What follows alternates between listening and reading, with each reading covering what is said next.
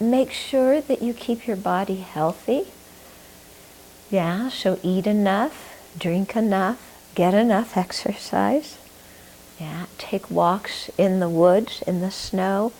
We have some exercise equipment. Please feel free to use it.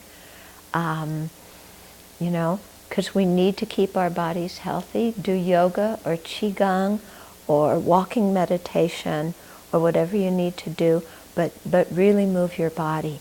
And especially if you're feeling like a little bit like your mind is cluttered or, restless, go out and chop wood, go out in the forest and limb the branches, do something physical. Yeah, because if you do something physical and you get your body involved, your mind calms down. Yeah, so it's important, during the retreat to get exercise. Don't just stay in the house and, do something. Then and like I was saying yesterday, all our different chores, different people are doing different chores. See them as an opportunity to offer service. They're not something you have to do that's taking you away from the retreat and your meditation, but they're a way to practice compassion and to offer service to the group and accumulate merit. So change the way you look at things like that. Whether you're cleaning the bathroom or cleaning the dishes, because there's all these thought training practices, especially when you're cleaning, to think that you're cleaning sentient beings' mind streams of defilement and like that. So practice thinking like that when you're doing the different chores and so on. For your study time, it's very good to have an idea of what you're going to study, whether it's a specific topic or a specific book, and stay with that. Sometimes there's the temptation, it's like, oh, well, I want to study this, and then tomorrow, oh, I want to read about that, and then the day after, I want to do this. And so you jump from book to book, looking for something, or from some of your notes to others of your notes.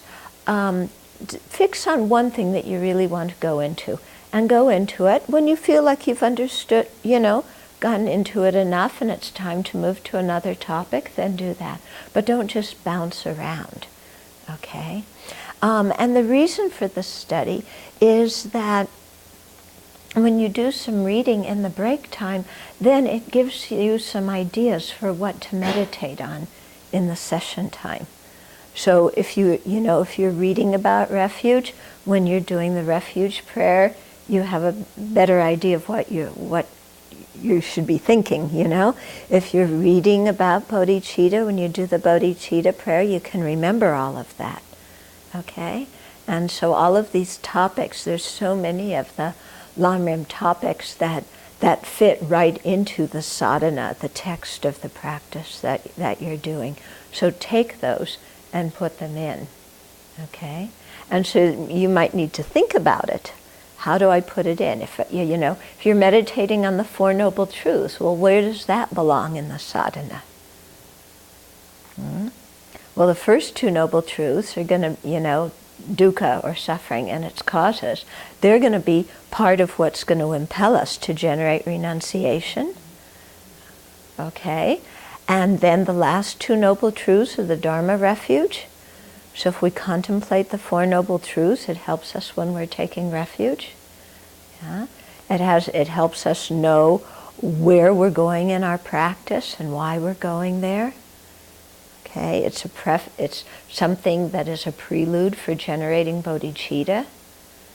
Okay, so all these kinds of things you can integrate into the sadhana and stop at different points of the sadhana and think more clearly about these different topics.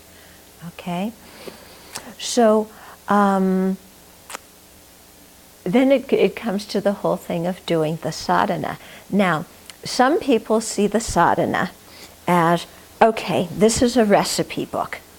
Yeah, I take it out and I start on page 1 and I read that, got that. Then I read the 4 measurables, okay, got them. Then the actual practice, read each thing. Yeah, got that visualization. And they go through it like this, with that kind of attitude.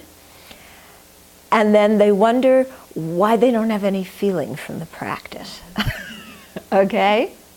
And that's because you're looking at the sadhana as a task you have to do. You see what I mean? It's like, here's this thing, and I've got to get through it. Yeah. But don't see the sadhana like that. Yeah. See the sadhana that is something that is going to guide you in your meditation so that it helps keep you on track. Yeah. Because there's the different contemplations in the sadhana, the different visualizations. As you go through it, you'll think about different things, meditate on different things. So it's guiding your mind in a particular way.